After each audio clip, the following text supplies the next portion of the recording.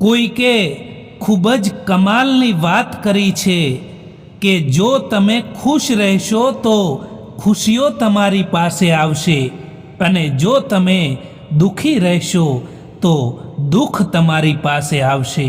તમે જેવું વિચારો છો એવી જ વસ્તુનું આકર્ષણ તમારી તરફ થવા લાગે છે.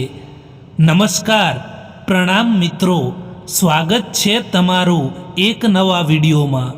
દોસ્તો, આજનો વિડીયો પોતાના પરિવારને ખુશ રાખવા કેવા વિચારો રાખવા જોઈએ, કેવી રીતે પોતાના પરિવારને ખુશ રાખી શકાય એના વિશે છે. ચેનલમાં નવા હો તો લાઈક, શેર અને સબસ્ક્રાઈબ જરૂર કરો અને વિડીયોને અંત સુધી જરૂર જુઓ, જેથી પૂરતી માહિતી મળી શકે. તો ચાલો શરૂ કરીએ. નંબર 1, હું નીકળ્યો હતો સુખની શોધમાં, ત્યાં રસ્તામાં ઊભેલા દુઃખોએ કહ્યું કે અમને લીધા વિના સુખનું સરનામું નથી મળતું. એટલા માટે મિત્રો, જીવનમાં ક્યારેક દુઃખો આવી જાય તો ચિંતા ના કરવી, કારણ કે દુઃખ પછી સુખ જરૂર આવતું હોય છે. નંબર 2, ગઈકાલનો અફસોસ અને આવતીકાલની ચિંતા, આ બે ચોર એવા છે કે તમારી બધી જ ખુશીઓ ચોરી લે છે.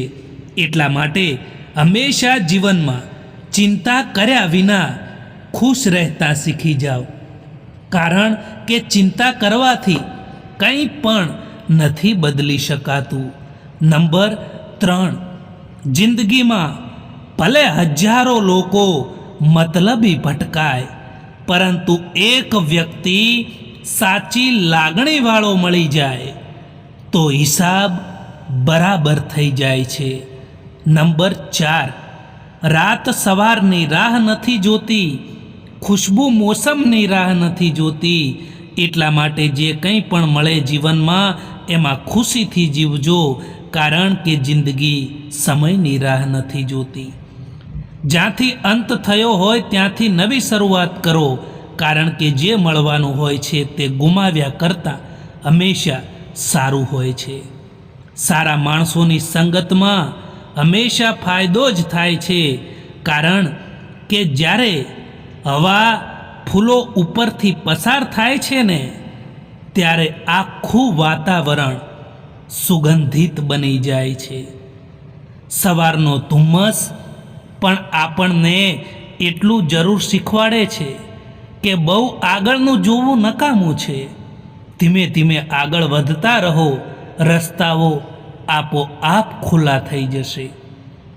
તમારી ખુશીઓમાં એ લોકો હાજર રહેશે જે લોકો તમને ગમે છે, પરંતુ તમારા દુઃખમાં એ લોકો હાજર રહેશે જેને તમે ગમો છો.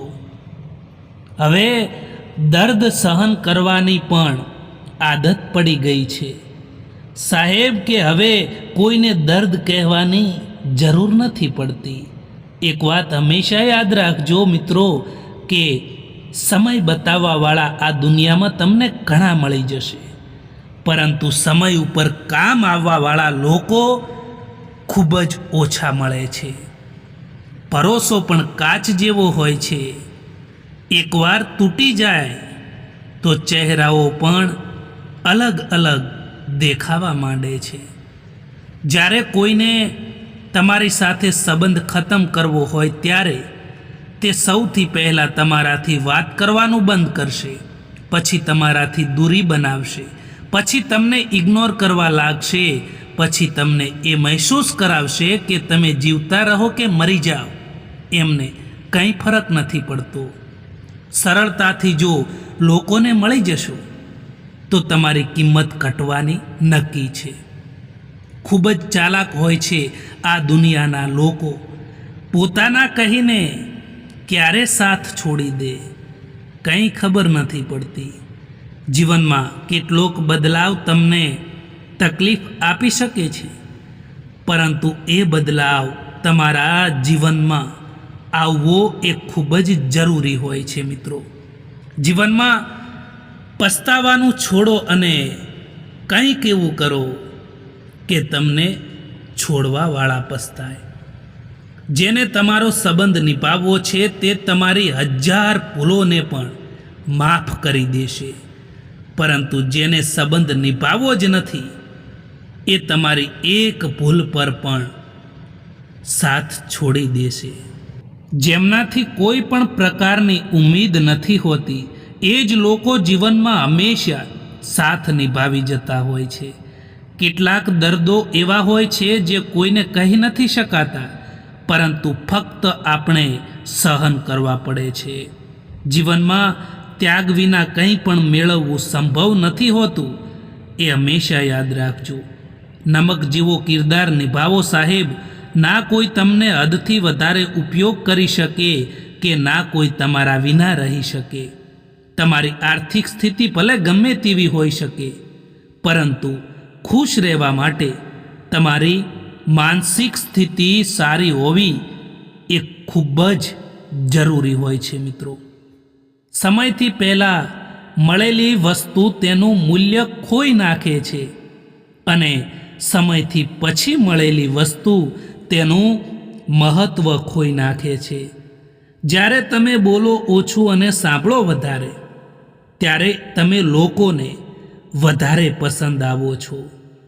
અરે, મન હોવું જોઈએ કોઈકથી વાત કરવા માટે, બાકી સમય તો મળી જ જતો હોય છે.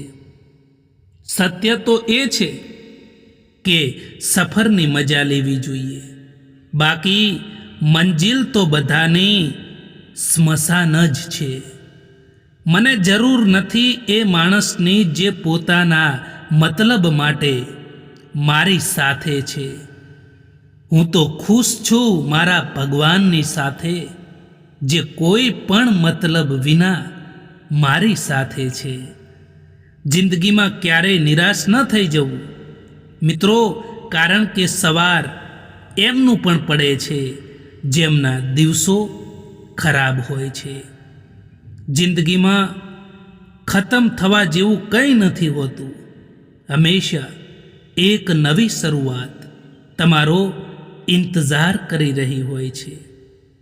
ભીડ સાથે ચાલવું એ તો તમને હિંમત આપી શકે છે, પરંતુ જો તમારે જીવનમાં આગળ વધવું છે અને જીવનમાં પ્રગતિ કરવી છે, જીવનમાં કંઈક કરવું છે ને, તો તમારે હંમેશા એકલા જ ચાલવું પડશે.